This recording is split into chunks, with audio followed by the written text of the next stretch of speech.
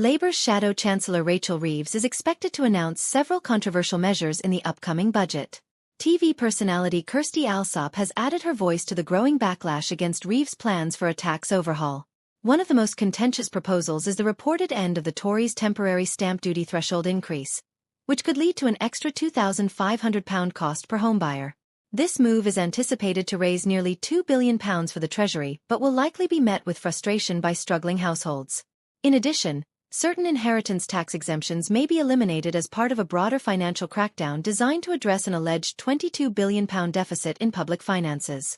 Labour has attributed these tough decisions to the economic challenges left behind by the previous Conservative government, but Allsopp has criticised the increasingly complex tax environment. Speaking on Times Radio, the location host described the stamp duty tax as a monster, lamenting the housing market's instability. She explained that the system has become so convoluted that she now relies on the government's online calculator to determine the stamp duty costs for different properties. Allsopp expressed skepticism about the success of these measures, arguing that they will not achieve the intended revenue. Britons have just 12 days before the full budget is revealed, which is expected to include up to £40 billion in tax increases and spending cuts.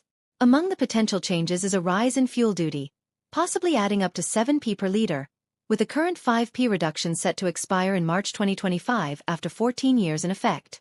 The government is also under scrutiny for its proposed reforms to renters' rights, with critics warning that they could push landlords out of the private rental sector.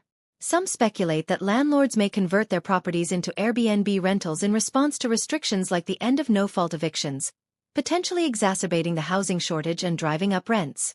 If Reeves lowers the stamp duty threshold, it could return from £250,000 to £125,000, while first-time buyers may see their exemption decrease from £450,000 to £300,000. Jeremy Hunt, the Conservative Chancellor, accused Labour of planning these tax hikes all along. He stated, "During the election, we warned that Labour's numbers didn't add up and that tax increases were inevitable.